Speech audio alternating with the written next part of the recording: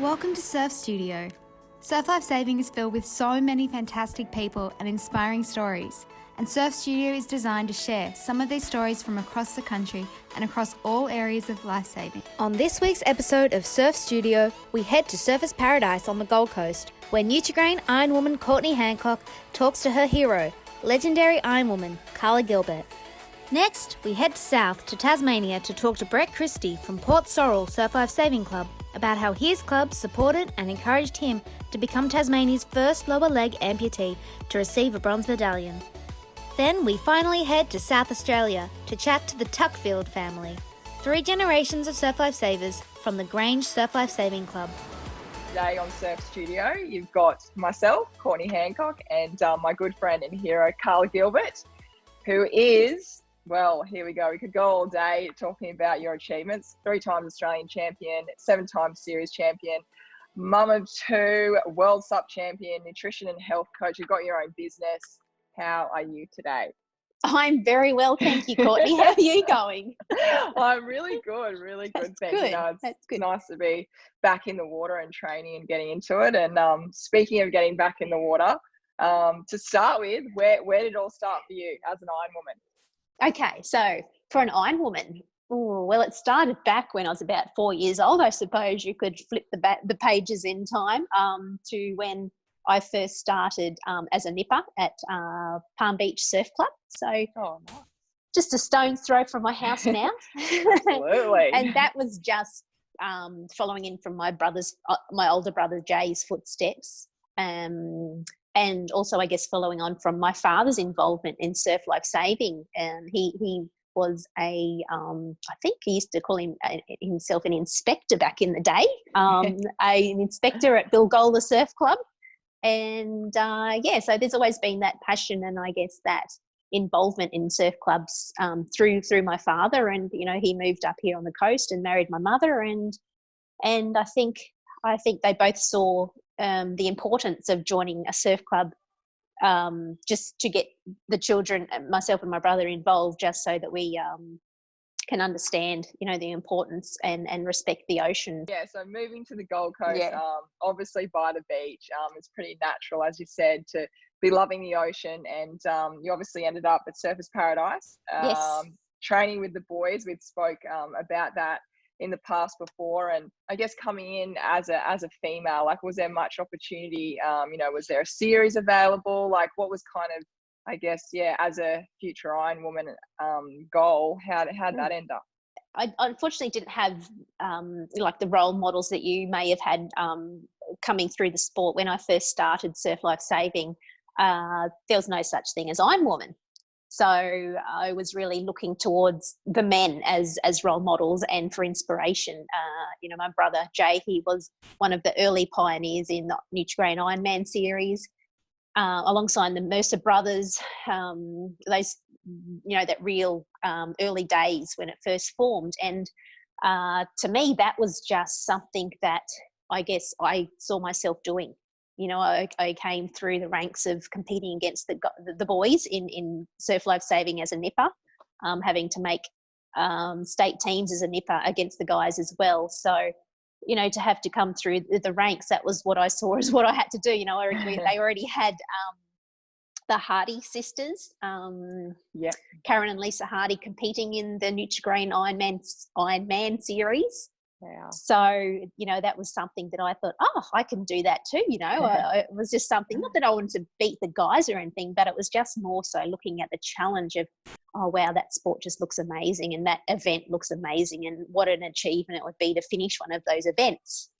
I was still a cadet racing against the boys at national titles up until I was 15. And then the Ella Bache series came along that was attached to the Nutri-Grain series. And from there, I think they saw the success of Ella Bache series when I was about 15 when I did that race. And then I think they saw the success and the attraction that brought other women to the sport. And then they formed the first ever Australian Ironwoman title after that. So, I didn't unfortunately have the ability to come through the ranks, you know, under 15, under 17s, that sort of thing. I was sort of thrusted straight into the open women.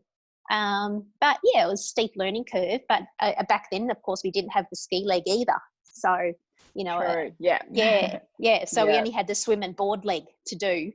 I don't know why that was ever like that, but they maybe thought we weren't strong enough, or, you know, not confident enough to paddle skis back then. Jumping but, a few years forward, Yeah. what was that like? Just all of a sudden, I guess, was it in your off season and it's like, okay, girls, we're going to do ski next year? How was that? That would have been pretty intense. Well, it actually, it was a little bit different. It was a bit of a different story, actually, because there was a division between Nutri-Grain and the Meadow-Lee/Devondale IronWoman.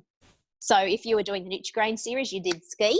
If you weren't in the Nutri-Grain series, you'd swim board. I actually moved over to Nutri-Grain, and that's when I first started getting into the ski paddling. So yeah, there was definitely a bit of a divide there for a year or two for people to get their head around it. Going back to a few of your races, definitely one that stands out to me is your last one ever. I think it was 2003. Yes. Yes. So that would have been at Kurrawa, Australian titles. I actually drove with my dad and my grandfather to come watch you. How old were you then? I would have only been maybe 15. But yeah, I think like probably many of us out there, that race kind of, I guess, I know inspired me to want to become an Ironwoman. And I guess for you, how was it? I mean, the emotions on the beach was just insane. Like I remember there was all these, you know, Queen Karla signs. Yeah. You know, like there was tears, and I know even for me, I was kind of like, oh my God, that's the last time, you know, I'll ever see you race, kind of thing. So how was that race and that whole I guess experience of knowing that that's the last time you'll be racing? Yeah, well, now that I you know, I look back on that, I just think, wow, like how the heck did I pull that off, you know? Because it could have gone either way. Like it could have gone completely a different, So it was a very emotional day, but that I guess emotion had been building up since the start of the season, which is when I announced that would be my last race. So just to put more pressure on myself. You know, probably would have been easier to say that was my last race after I crossed the line, but you know, I you know, don't do things by halves. But yeah, I think leading into that event, I think I just had to work so much on the fact that just treating it like it was just going to be like any other race. You know, I had to really try and play down everything, and I really tried to stop reading the media and how much importance was placed on it, how much pressure was on me and all those sorts of things. And you know what it's like when you sort of get your heart really involved with around something and a real passion there. You'll pretty much just form these amazing races that you just don't know how you ever did. And I think I was just in that zone that day. You know, I don't think anyone ever had a chance to win that race because I was just so damn focused to be able to pull that off. And you know, it was just one of those races where I'd gone through it so many times in my mind that when I was doing it, I was just in that flow. You know, everything felt so familiar to me that I'd done it before. And it wasn't until I sort of crossed the line that I guess it all of a sudden hit me like, oh my gosh, like that's the last race I'll do. And it wasn't though as I wasn't enjoying the sport or anything like that. Like I retired just because injuries were getting too much for me, and I never wanted to be someone that, you know, didn't put everything into their training, and I could sort of feel that other things were creeping into my life to take that away. So yeah, it was a very, very special moment, and you know, it still feels like yesterday.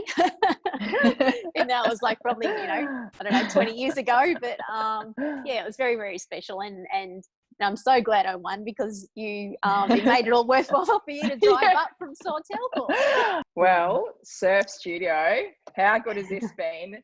I have, I guess, got to interview one of the greatest athletes of all time. So, Karla, it's just been so cool. You know, I could be here all day with you. I just want to ask you all these questions. I know. Like I got this massive book and everything, but no, thank you so much. You're welcome. Thank you for having me along. And yeah, it's been an honour for you to interview me. So, yeah.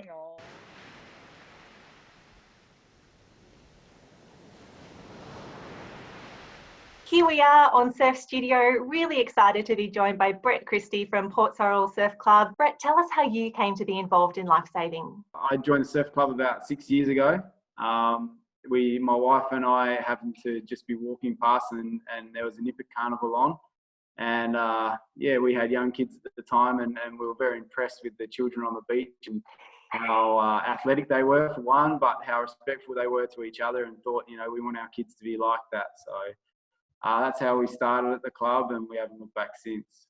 You had quite a bad accident about 6 years ago, and you said it was the club and the members of Port Sorell that really helped you and your family during that difficult time. Can you tell us a little bit more about what happened? Back in September of 2014, I was working as a teacher, and there was a staff versus students game of basketball that I participated in at lunchtime.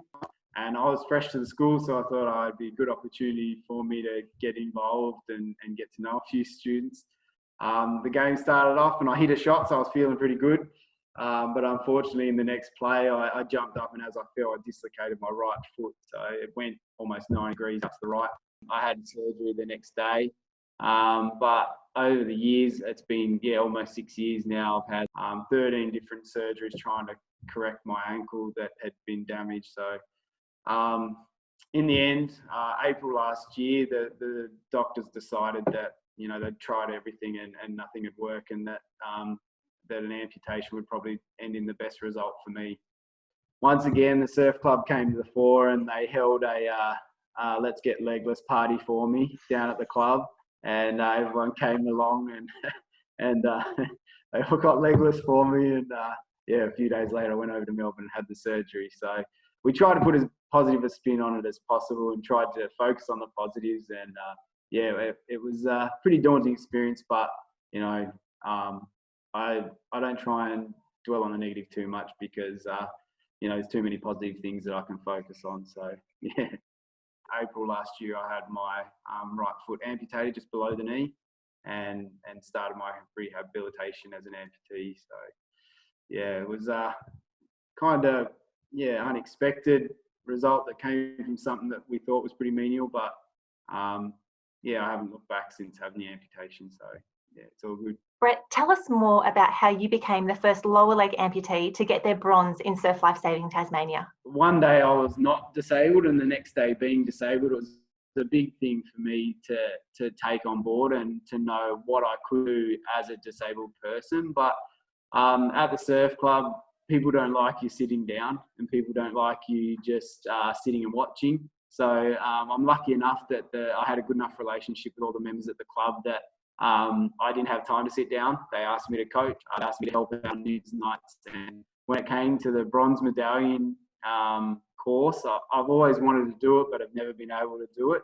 But I was lucky enough to get a polite nudge from a few people to say you could do it. And I didn't think I could, but I was able to get through and do it, and got my bronze medallion in February. So, at the time I thought they were being a bit pushy, but as I look back, they did the right thing for me, and you've got to have those sorts of people around you at those sort of situations. And Brett, tell us, what does a bronze and a water proficiency look like when you've got a prosthetic foot? It was actually a funny story. To do my proficiency, the runs, I'd done the pool swim, but to do the run, swim, run, I didn't have a waterproof leg, so I couldn't run into the surf. So I had to push that forward a bit, and the prosthetic, just put a bit of heat on the prosthetic just to get the water leg done early. And our proficiency was at 4 o'clock, and the last flight out of Melbourne back to Devonport before 4 o'clock is at 12, I think. Picked up the leg, didn't really get to try it on. Got straight off the plane and went straight down the beach and put it on, and went and did my proficiency in the surf. But unfortunately, I got out of the water portion and I had to run the last 200, and my foot had twisted sideways. One of the bolts wasn't done up tight enough. So I had to run with a foot facing 90 degrees inwards, but I got it done. I got it done in the time. So Port Sorell sounds like one of those amazing clubs to be a part of. Yeah, look, the club, as I said, the club's just been incredible. When I did my proficiency, I looked at either side of me as I was swimming, and there's nippers on boards, encouraging me, saying, and timing me, making sure I'm on track. And the club has just been incredible right the way through. And, you know, sometimes with my injury, I haven't been able to go to events, but friends or clubbies will come around, pick them up and take them as if they're their own children. So my wife and I, we moved down from Queensland with no family, and the surf club quickly became our family network. So it's been great. I can't speak highly enough of it. They always gave me an opportunity and made sure that I was part of the club, and have always adapted my role to suit me. And that's what I love about surf clubs, is that no matter who you are and no matter what your ability, there's always an opportunity for you to play some role in the club. And the club will be very quick in finding that. So, shout out to all the clubs across Australia that are supporting families and helping people. Brett, it's been so great to have you at Surf Studio today. Thank you so much for taking the time to share your story. And here on Surf Studio, a big welcome to the Tuckfield family, all the way from Grange in South Australia. We'll start with Aaron. Aaron, tell us how you got your start in lifesaving. I joined surf lifesaving at the age of 7. My parents were just taking me to the local pool for learn to swim. Started when I was 5, so I'd been at the centre a couple of years, and Dad just happened to see a flyer on the notice board for come and try nippers, and he obviously thought it was worth a crack, because he took me down at the start of the, I want to say 1985-86 season. And I haven't looked back since. That's a brief snapshot of how I got involved. As a parent that now has children involved in the movement, what do you hope that your kids take away from lifesaving? I hope they get to take out of it what I got to take out of it, which is lifelong friendships. I'm not suggesting they're going to love it as much as I have or did, or even my wife Sarah has or did, but at the very least, I hope it's going to be something that sets them up with great friendships, but also great skill sets. Surf lifesaving can teach us so much more than just, qualifications to be a surf lifesaver. It can work on your communication skills. It can work on your leadership skills. Is Sarah there? Can we get her to join you as well? Yep. Sarah? Sarah, welcome. Tell us about how you got your start in lifesaving. My parents have been involved in the lifesaving club since my dad was a teenager, and my mum and dad met, and they have been well entrenched in the surf club ever since then. So I think I really probably didn't have a choice, but I was very happy sort of to toddle around the surf club and then join nippers and go through the nipper ranks. You first met in the early 2000s, is that right? We would have known each other in the years leading up to 04, probably 02, 03, seeing each other on the beach at carnivals, and we both used to work together as surf safety instructors. There's a program here in South Australia where, through the education department, school kids get to go down the beach for surf safety lessons. 04 was when I got a bit brave and asked this one out on a date.